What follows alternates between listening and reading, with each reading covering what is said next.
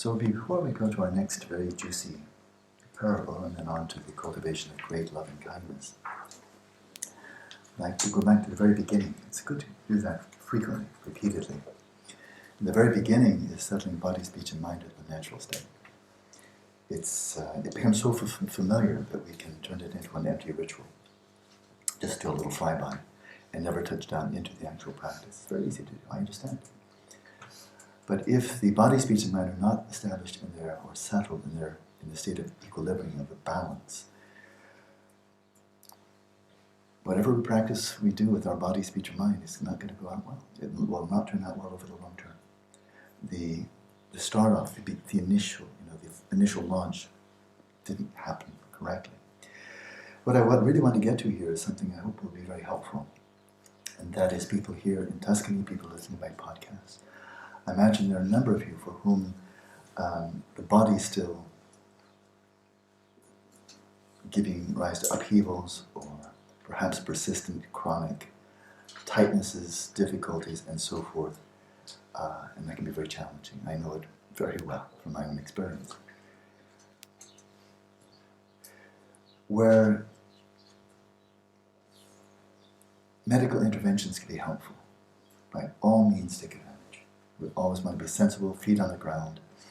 Hedonia is kind of our practical basis for the cultivation of Viramania. You never want to overlook that or marginalize it, whether it's physiotherapy, whether it's supplements, whether it's Chagmé, or different types of massage, whether it's yoga, whether it's Tai Chi, whatever we can do, coming from the outside in, including an orthopedic pillow, maybe another bed. I mean, there's all kinds of things.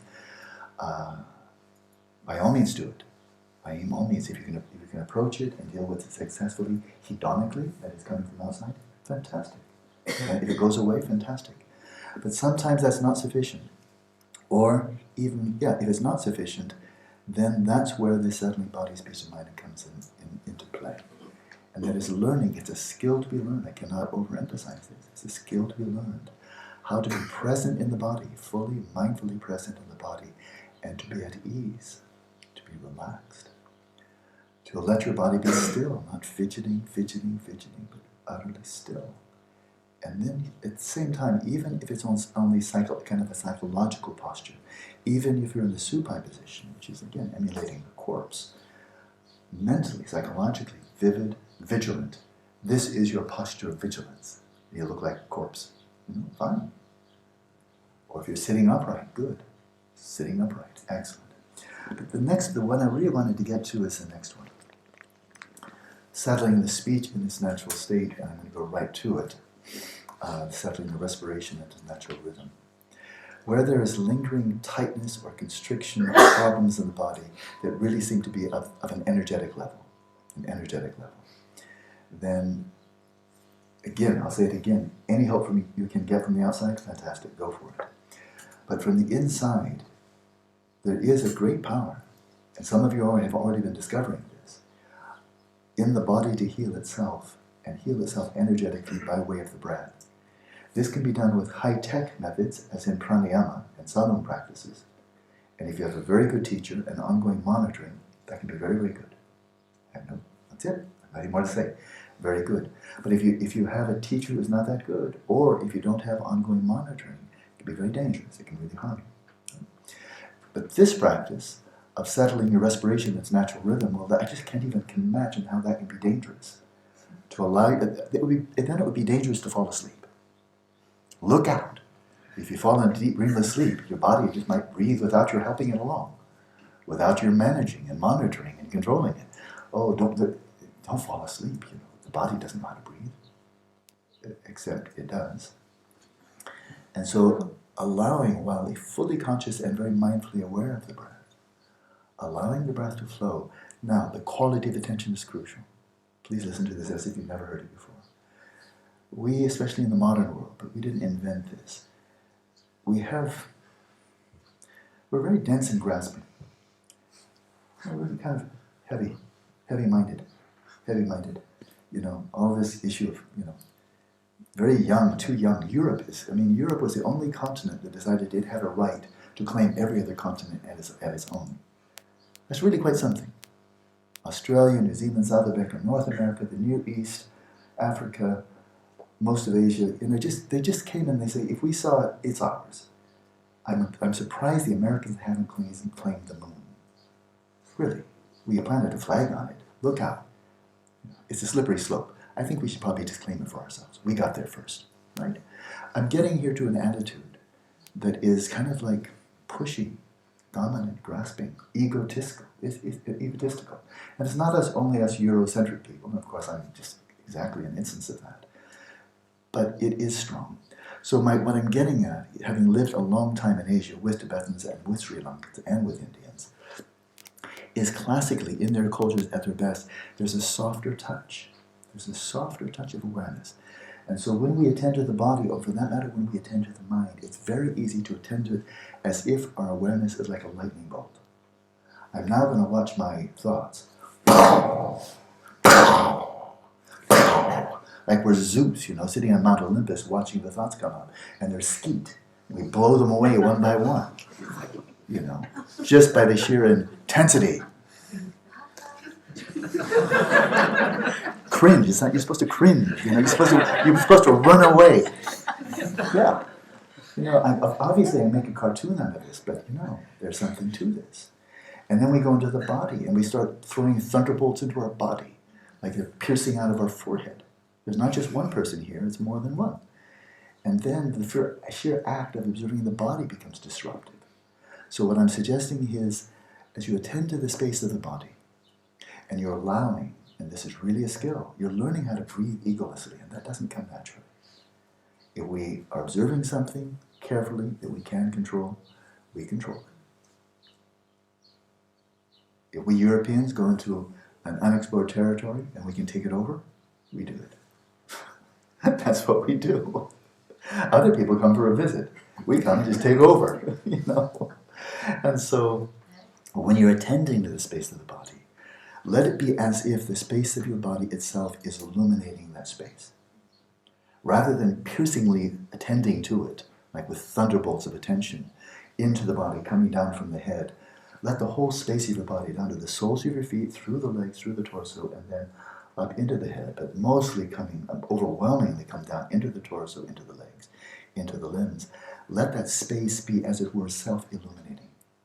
Diffuse, not fuzzy, vague, or spaced out, but diffused, and not, there's the symbol, not that, not the fist, not hammering in, not piercing in, but just spaciously aware. This is why in Dzogchen, the initial teachings say, now let your eyes be open, and let your awareness be evenly released into space, right? This is just the opposite of thunderbolts. This is just space itself becomes luminous. Space illuminates itself. The difference between subject and object melts away. So what I would suggest, because of course we're now on the home stretch of our retreat, and some of you I may never see again, I don't know, who knows the future. But when you're going home, then be persistent with this one. The power of settling the mind in its natural state cannot be overestimated. And that's the healing capacity of your own Buddha nature, for heaven's sakes. It's not just your brain function or genetics. It's your allowing, by not getting in the way, the many wounds, the knots, the tightnesses, the constrictions, blockages of the mind, to melt away as you bring this very, frankly, feminine, if I can use that in the best possible term, or say yin, that yin quality of awareness that's attentive, that's loving, not jumping in there to intervene and control and take over. Very attentive, very present, but just letting it be, and then watching the mind heal in that same way is with that quality of awareness, and it's a very special quality of awareness that is not identifying with or standing in judgment of, trying to terminate or trying to perpetuate, you know the drill. That same quality that allows your mind to heal all the way to the dissolution of the mind into the substrate consciousness. The dissolution of anger into luminosity, of craving into bliss, and delusion into non-conceptuality. That same quality of awareness, when applied to the body, allows the blockages, the tightness, the warping, the constrictions, and so forth of the body to release of their own accord. Allow the body to settle in its natural state as you allow the mind to settle in its natural state. and allow the breathing to settle in its natural rhythm, which is the facilitator to heal both the body and the mind. It's the intermediary, right? Prana is right there between flesh and the intangible, immaterial mind. Be persistent, be gentle, and allow your body to heal. Allow your respiration to flow. And I'll tell you what it's like. From Padmasambhava, I think it's from him, quite sure. Your respiration has settled in its natural rhythm when it flows gently, rhythmically, and imperceptibly. That's when it's settled. And until then, just as you don't try to fix your mind, keep on fixing. Allow the mind to heal itself. Allow your body to heal itself by way of the breathing. And that's when you know, you've settled in that sinusoidal pattern. And my guess is you might be considering 15 cycles per minute. And then rest there. And then you're ready to listen to a parable about Buddha nature. And it's a nice short one. It's quite yummy.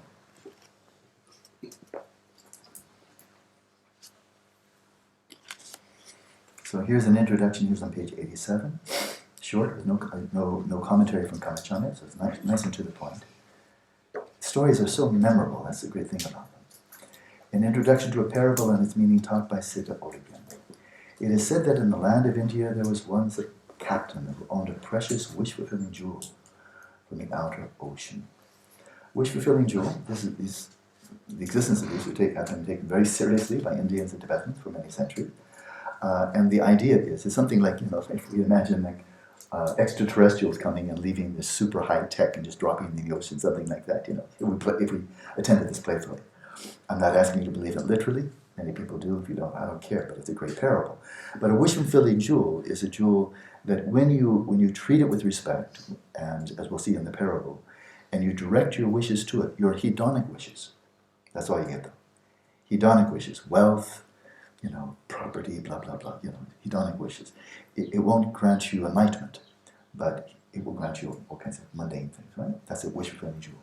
So there's a captain who owned a precious wish-fulfilling jewel from the outer ocean. They would go out, according to ancient lore, seafarers would go out into the deep ocean trying to discover a wish-fulfilling jewel. And so this was like one of those lucky captains. He won the oceanic lottery. All his needs and desires were produced or fulfilled by this gem. And his household was very wealthy, prosperous, and luxurious. Eventually this captain passed away, and when his wife and children found all their wealth exhausted, they became very poor and destitute, and they went begging. Upon meeting with a friend of the captain, they told him what had happened to them.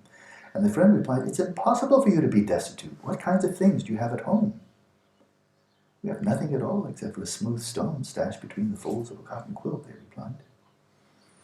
The friend took them back home, and after a careful search, the dirt-encrusted jewel was found beneath a pillow. Then the friend rinsed it with scented water, fastened it to the crest of the victory pattern, and made immeasurable offerings, praises, and requests to it. It is said that as a result, all their needs and desires were bountifully fulfilled.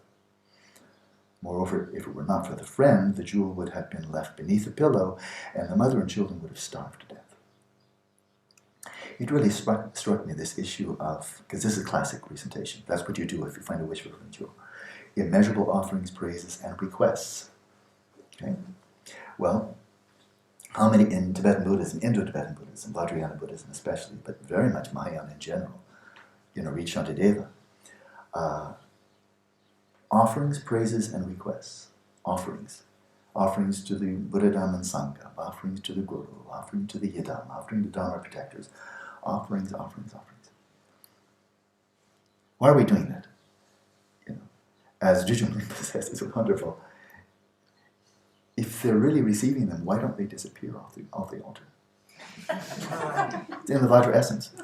If you really think you're offering something really cool to the Buddhists, then why don't they disappear the next morning? Like the reverse of Santa Claus. Santa Claus leaves you little gifts, then the Buddha should take your little gifts. And you say, "Oh, good, all the offering bowls are empty." Well, fill them up. They must be thirsty. But really, what on earth are we doing making these offerings? This is like sending food stamps to Bill Gates.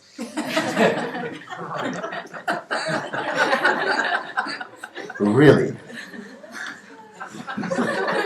I could just see Bill, oh boy, we can eat today.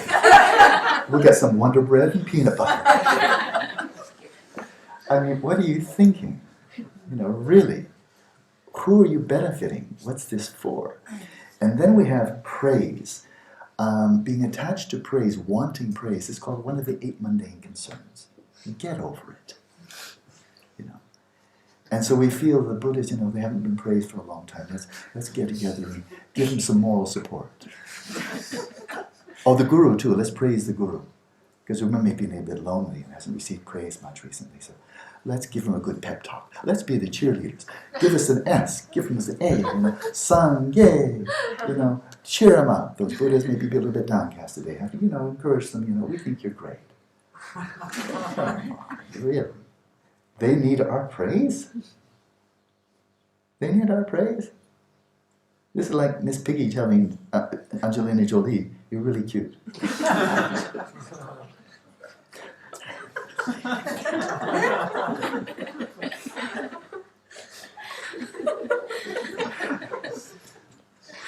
And then supplications. We're told to do this hundreds and hundreds of times, as if they're hard of hearing. Like they're all sitting there. What was that? They're all kind of senile and hard of hearing. I didn't say a bit louder if you would. Maybe 100,000 times. What are we doing? And the object of all these offerings and all this praise and all these supplications is the wish-fulfilling jewel of your own pristine awareness. And in that regard, this all makes enormous sense. The wish-fulfilling jewel is your Buddha nature, of course. And to offer it means, I value you more than anything else I have. Right? Including the lame goat. I give you all. This, to know you, is a greater worth. It is the pearl beyond all price, for which I make any sacrifice.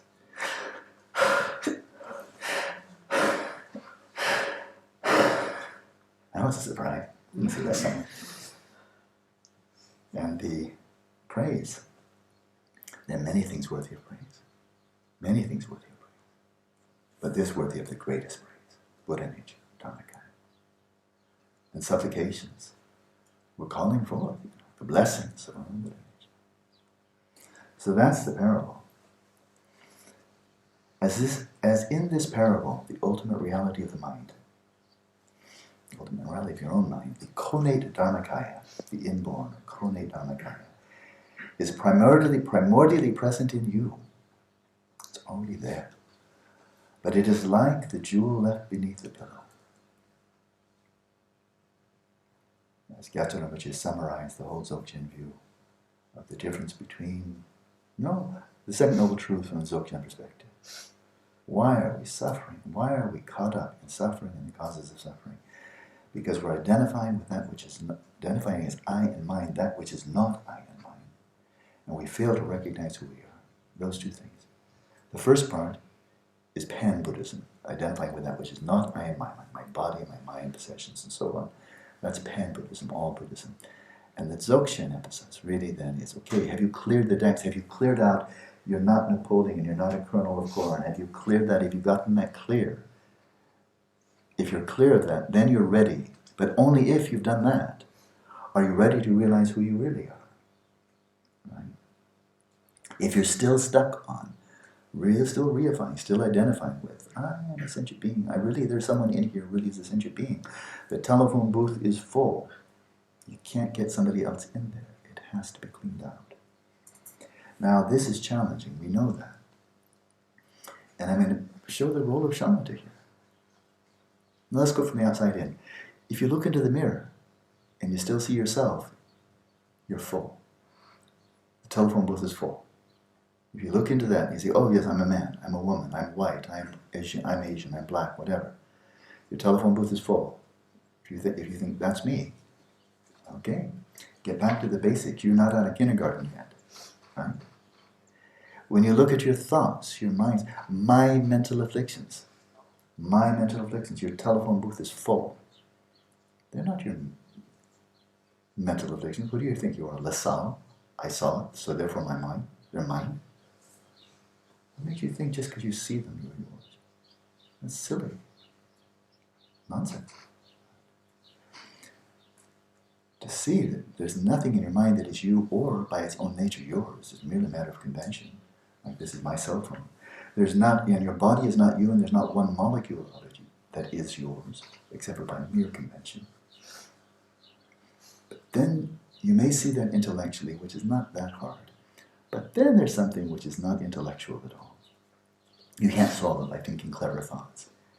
And that is if you have not overcome the habitual delusional tendency of cognitive fusion with your thoughts, the obsessive compulsive flow of delusional thinking, then the telephone booth is not only full, it's full with a very big, heavy person. Because every time the thought comes up, it's reaffirming, I'm a screwed up sentient being. That's its basic commentary. The root text is, I'm a screwed up sentient being, and the commentary is obsessive, compulsive, delusional, blah, blah, blah, forever. And with the cognitive fusion, you keep on reaffirming, countersinking the nail, I'm a sentient being, my mind is screwed up, oh, my mind is agitated, my mind is, oh, so exhausting. Unless you can release that cognitive fusion, you're never going to have any meaningful insight into the absence of yourself as a sentient being. Because every time it comes up in this cognitive fusion, it's like, the little kid who thought he was a kernel of corn. It's like thinking you're Napoleon. You may figure it out, but if you just keep on thinking, going into the habit pattern of thinking as if you're Napoleon, it doesn't matter what you figure out intellectually, you're slipping right back into the same delusion. And I'm no more really a sentient being than I am a kernel of corn or Napoleon. You don't find any of them here. Equally, Napoleon, kernel of corn, and a real sentient being.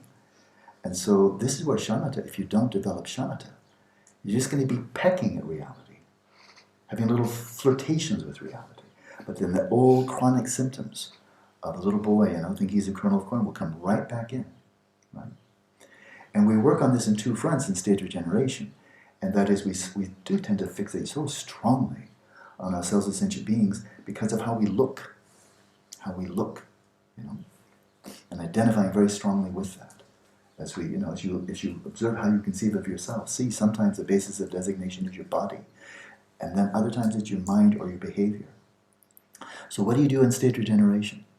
You have to, if you're opening that door, and it's not going to be just ridiculous, playtime with the kids, you've got to see the emptiness of your body, your mind, your speech, all of your behavior, emptiness of inherent nature as I or mine. But that's not enough. That's a way to clean the table. You need to shut down the own operating system down to zero, right? Because it's defective and it only perpetuates suffering. You need to shut the whole thing down and then load a new program. And that is out of emptiness. Then to help you in this extreme makeover, you need to visualize yourself in a different way and sustain that visualization as consistently as possible, pure vision, whether it's Tara, Madrishri, what have you. And then your speech, to always be viewing your own speech as nothing other than the speech of a Buddha and observing everything that comes to mind as Dharmakaya. And then one might very easily say, but I can't, I've got so many mental afflictions. They're mental afflictions from the perspective of sentient being. If I can say so, stupid, There's mental afflictions from the perspective of sentient being. But that was the whole idea. If you haven't dissolved that yet, then go back to square one and dissolve that again. Because if you're viewing your mental afflictions from your ordinary perspective, they will be mental afflictions forever. You've got to view them from a different perspective. So shamatha would be a good start. And then if some kind of an anger, craving, or delusion comes up, you see it as luminosity, bliss, and non-conceptuality. Problem solved. They're detoxified. But of course, that's just a halfway house. Where we're really going is to view so-called mental afflictions, and I do say so-called, from the perspective of Rigpa. So anger arises, which to another person, if they could have clairvoyance from imagine that you're a Vidyadhara, And another person with ordinary perception is having clairvoyance of your thought. They will see a mental affliction. You're viewing the same thought, the same impulse, from the perspective of Rigpa, and you see it as mirror-like primordial consciousness. Another person, Gachi is now having some craving, some attachment. And Gachi resting in Rigpa says, yeah, that's fine, that's your problem. But from my perspective, this is primordial consciousness of discernment. This is the display of Buddha mind. And then some kind of delusional state of mind comes up, another person says, you're having delusion. And then from Gachi's perspective as a Vidyadhara, this is the primordial consciousness of the absolute space of phenomena. So-called same reality and seen totally differently. And that's because none of them are inherently existent. Not the mental afflictions. No, that's only from a perfect perspective. Not just luminosity, bliss, non-conceptuality. No, that's just the perspective from substrate consciousness. And are they inherently those three types? No, they're not inherently that either. Primordial consciousness itself is empty. Not inherently existent. It transcends the very categories of existence and non-existence. Right? So, we can complain forever about our bodies and about our minds.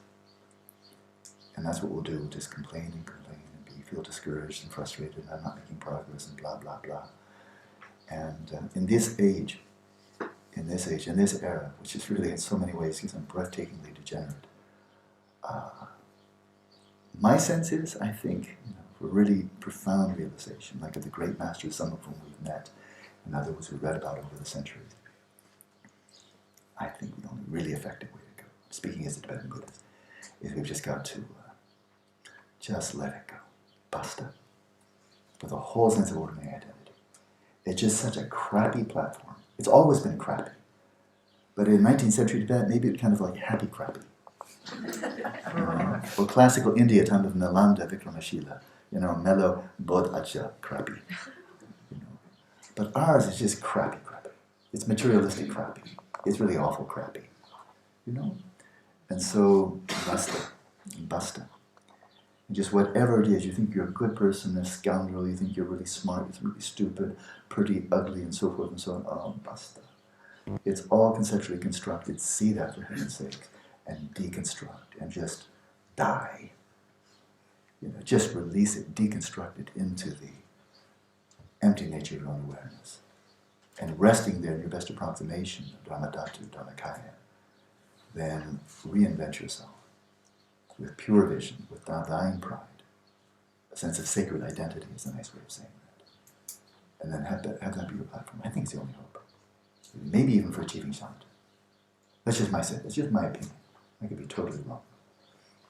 But it just seems, I won't say the only hope. It would say like, okay, Theravada, you have no chance. I wouldn't say that. But in terms of most viable, most practical, where the platform itself is helping you rather than hindering you, it really helps. So that's what he's saying here. Discover the jewel hidden beneath the pillow.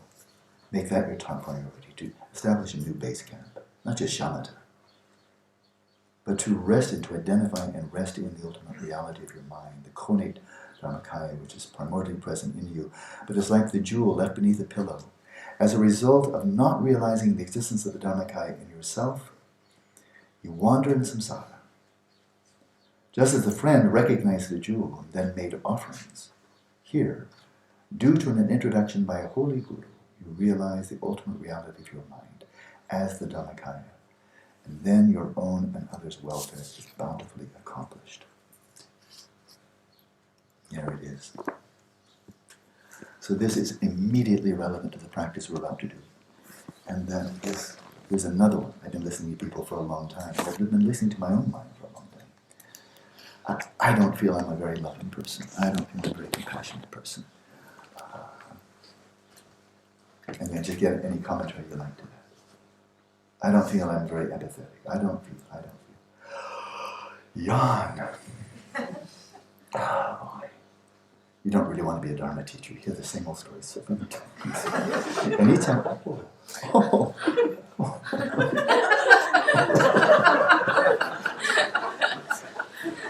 We try to be nice, but it really gets really tired after a while. Just to say the same old thing. Boy.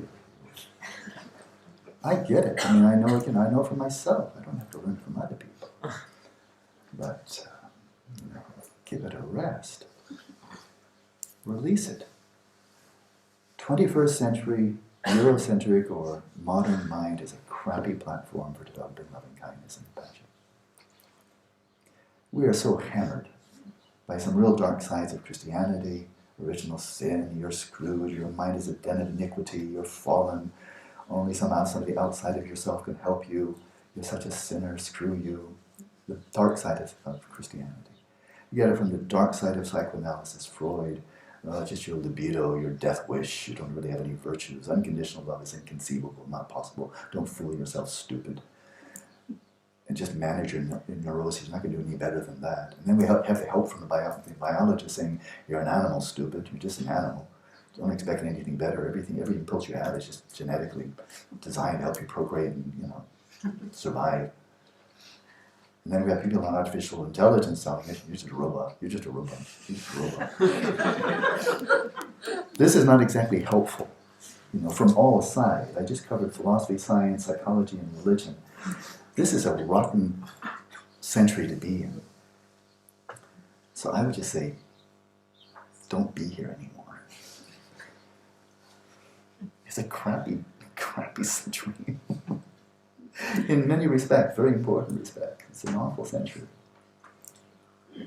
And so just say, okay, taking a break. I'm going to dissolve the world. I'm going to dissolve all of that. Dissolve my body, my mind. I'm going to dissolve it all into emptiness. And I'm going to come from a timeless space, untinged by the whole of recent history, including my own recent history. And I'm going to start afresh. I'm going to come from a pure place. I'm going to rest in a pure place that is untouched by all of this.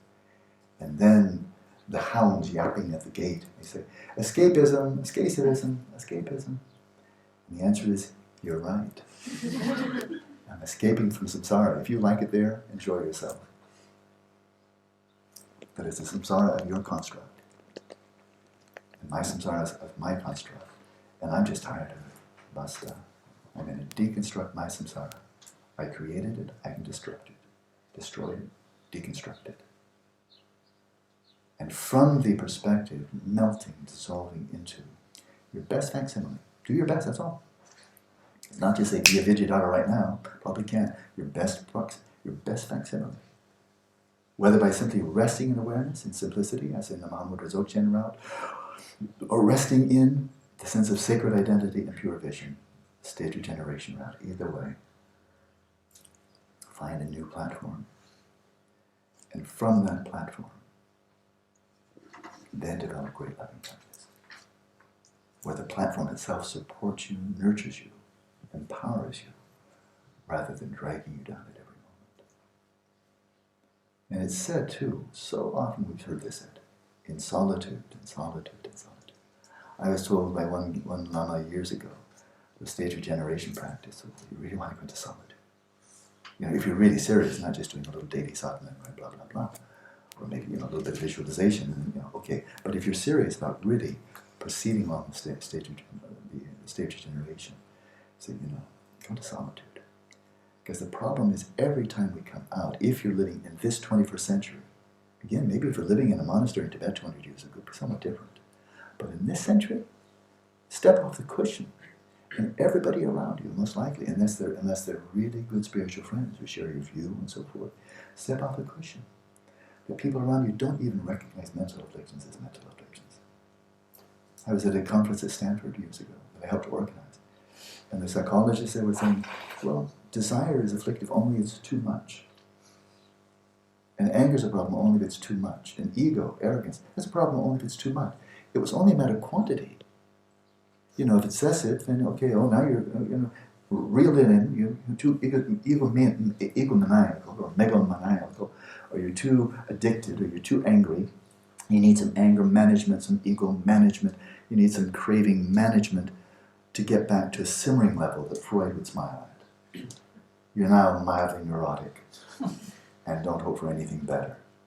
It's like they were in this pot of boiling oil, and whenever anybody tries to escape, they just pull you back in again. It's the glorification of mediocrity. This is the best you can ever hope. Be a good animal. Be a happy robot. Be a mildly neurotic person who doesn't draw attention to yourself because you're so neurotic. So, every time you step out, friends, family, loved ones, and so forth who are not practicing the Dharma, they just pull you back in again. What are you doing? What are you doing, stupid? Oh, what are you watching your breath for? What are you, stupid? You're imagining yourself as a deity? What are you, crazy? They won't get it, and they're going to pull you back every single time, unless you're really strong. So it's helpful to have some solitude, just to get some space. Start a new platform. Let's meditate.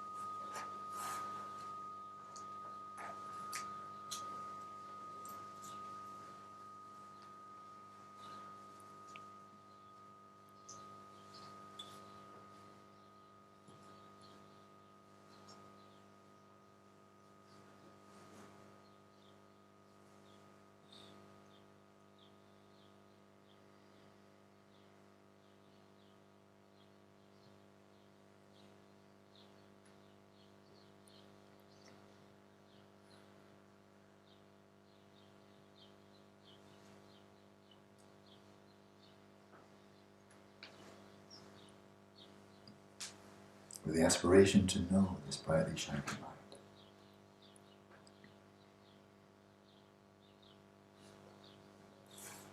To know the original purity of your own pristine awareness.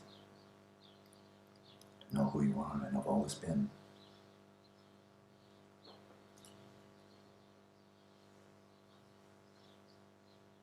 For the sake of freeing yourself of all suffering and its causes, and freeing all other sentient beings, bringing them each one to their own fulfillment, such an aspiration, while taking refuge in your own put in nature to settle your body, speech, and mind in the natural state.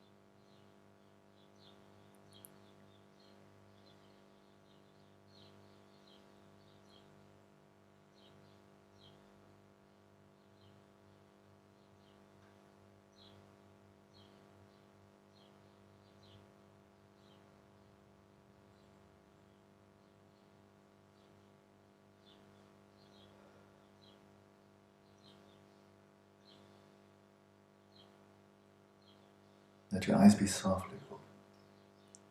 All the muscles around the eyes soft and relaxed.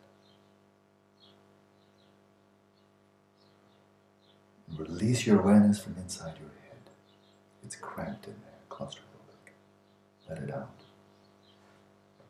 Let it out into the space in front of you with no borders, no limitation. and with no object, no target.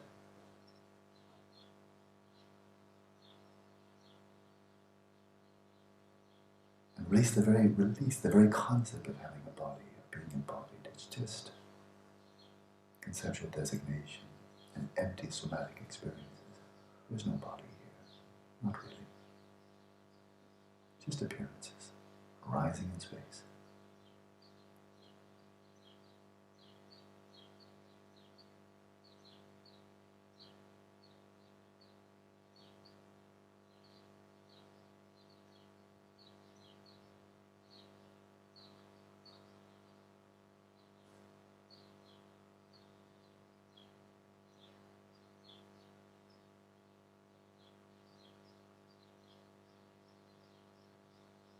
As Padmasambhava told us, it is this very ordinary consciousness of the present moment. This is Rigpa. It is a Rigpa who is aware in all thoughts, images, activities. Flow spontaneously from this source.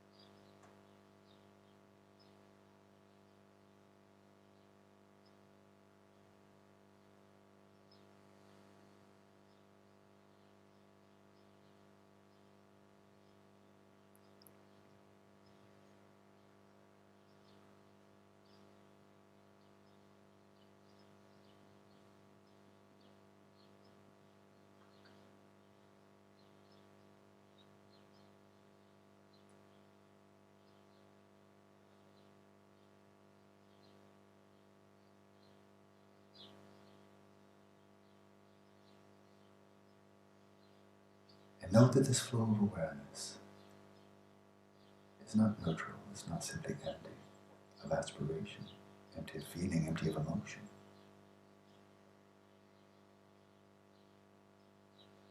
It carries with it every moment the impulse of caring,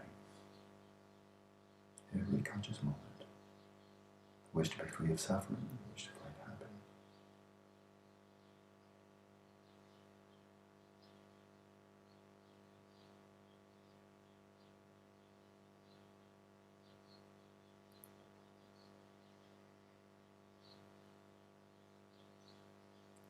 From this perspective of stillness, of clarity, of ease,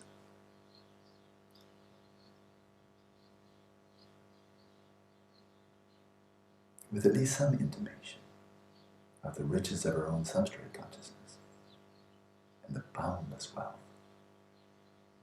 of our own Buddha nature, these vast, unexplored inner resources of Dharmakaya. From this perspective, ask the question, why couldn't we all sentient beings, find happiness, genuine, enduring happiness, and the causes of happiness? Why couldn't we? We all have that stone buried beneath our pillow. Why couldn't we find it, treat it properly, and revel in its bounties? Why couldn't we?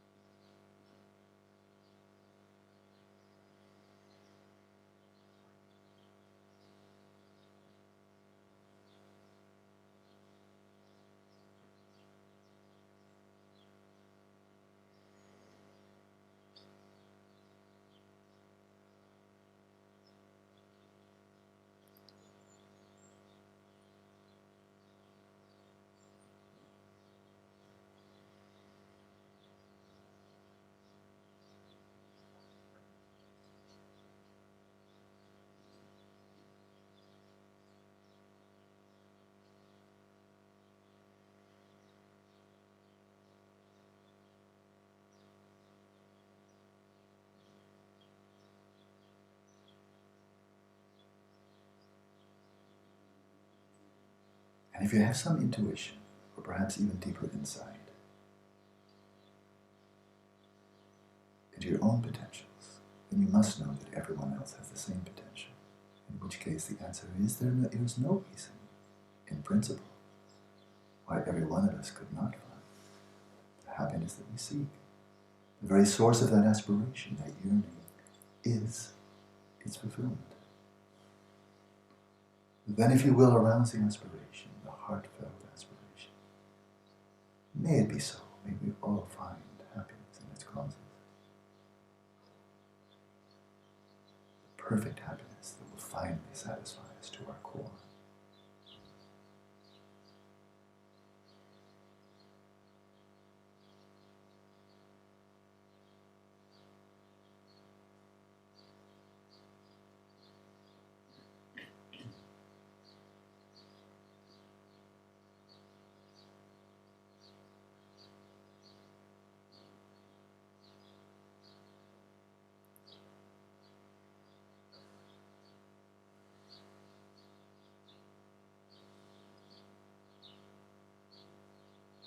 Substrate consciousness is not a person.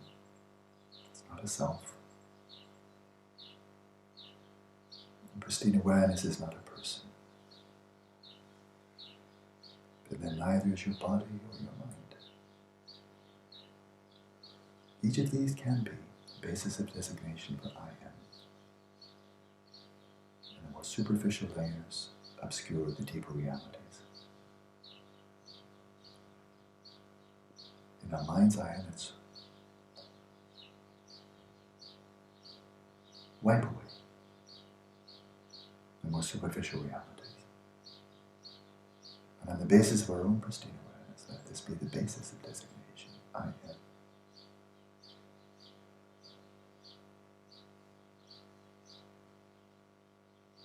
And imagine now, letting the luminosity of your own awareness display its creativity.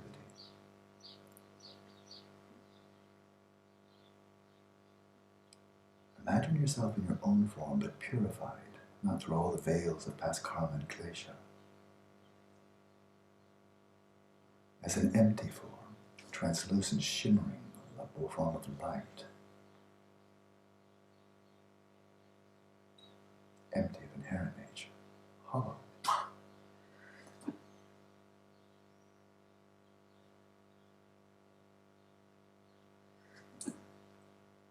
The nucleus of this light being the indestructible bindu at your heart, symbolizing your Buddha nature, of course. Empty and luminous.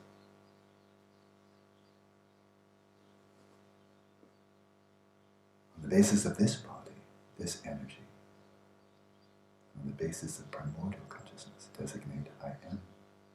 And with this basis of designation and this sense of I, then arouse the resolve.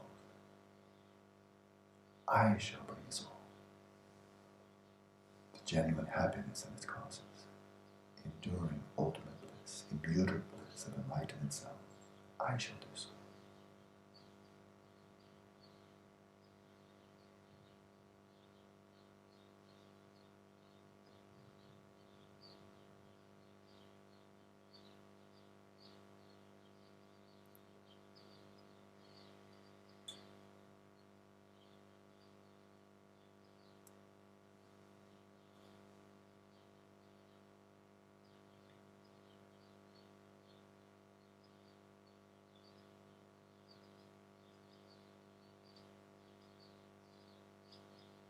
We are not yet manifestly awake, not fully awake. We are awakening, yes.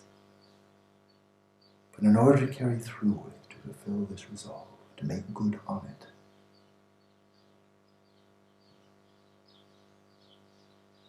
we call on the blessings of the Guru, the Idams, all the enlightened ones.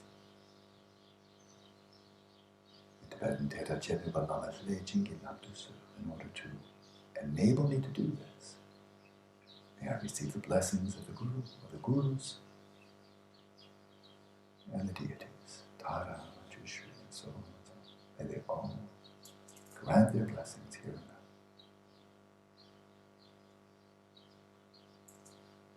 Then if you find it helpful, then Commence the visualization, let it continue flowing on for the rest of the session. As you're arousing an aspiration that would, to say it mildly, would meet with the approval of all the enlightened ones. To say it more boldly, fill them all with delight and their absolute support for eternity. Imagine with each in-breath the light flowing in from all sides, above and below. From your gurus, the deities, all the enlightened ones, Buddhas, Bodhisattvas, all granting you the blessing, flowing in the form of light, powerfully energizing your body, speech, and mind, saturating yourself to the point of supersaturation with each inhalation. And with every exhalation, release that energy.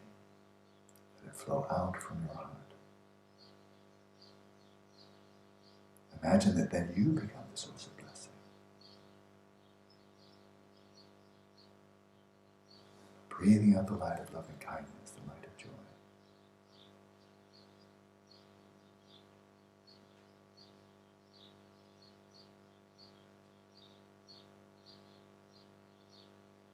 And whoever comes to mind,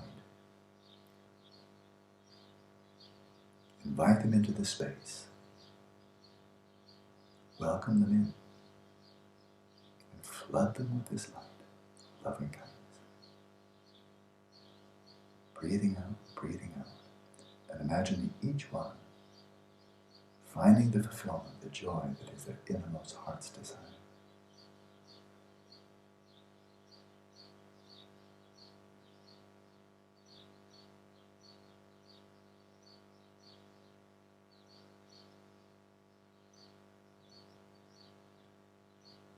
You don't need to imagine or to be able to imagine all sentient beings too much. But simply let this loving kindness flow out to every sentient being who comes to mind equally. And they will be representative of all sentient beings throughout space, as if each one was an emissary. Breathe in, breathe out.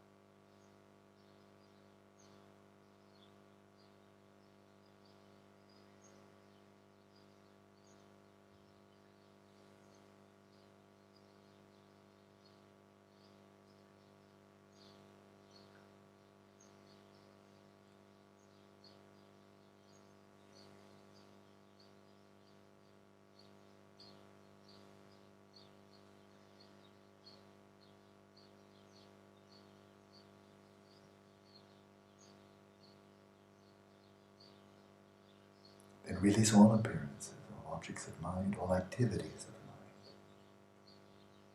Rest in the utterly pure simplicity of your own awareness.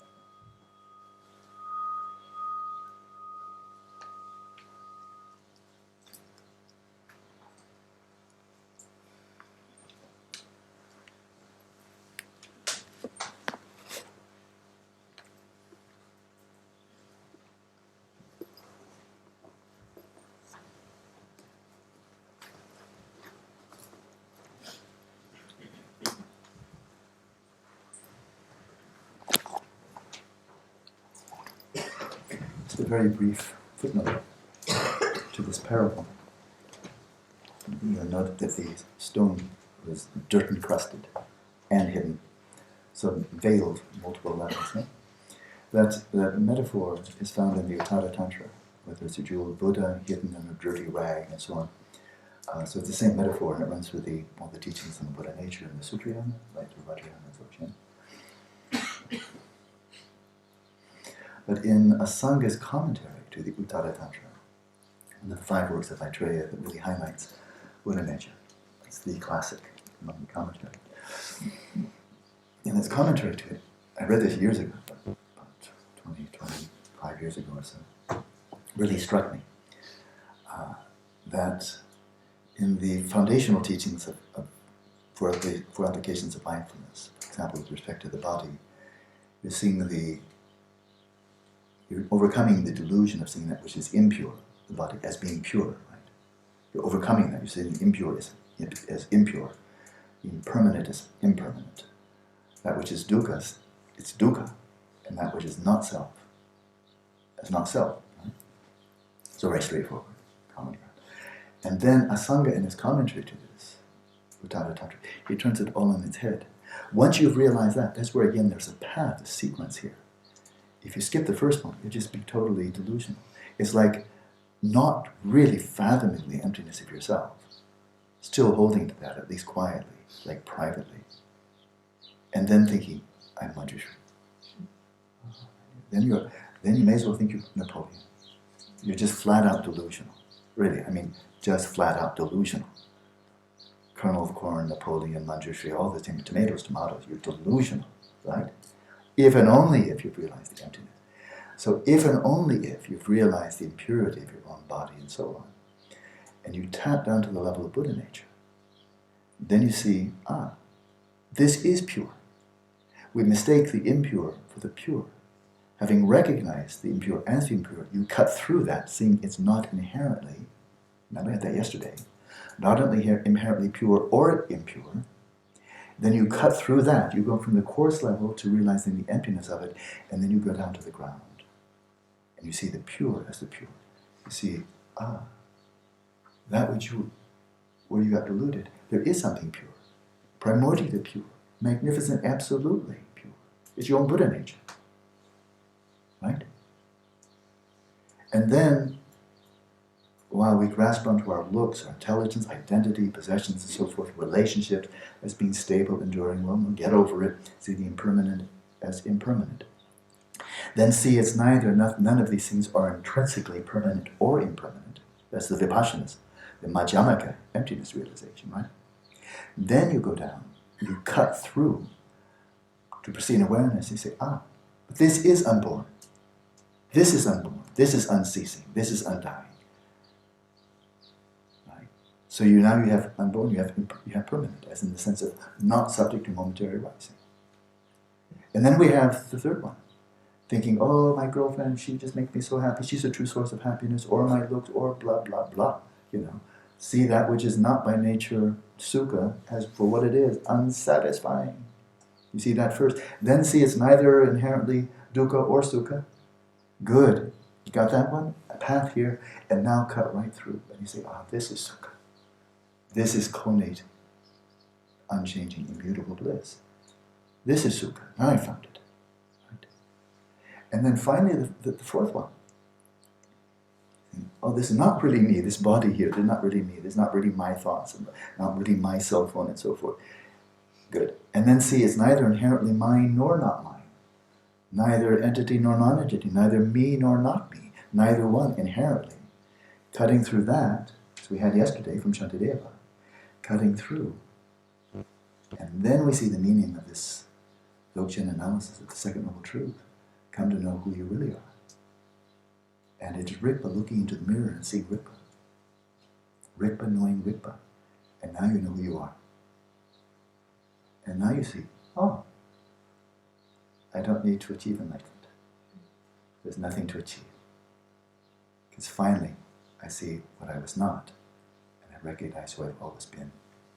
And then you just rest in that. And that's not meditation. Because there's nothing to do.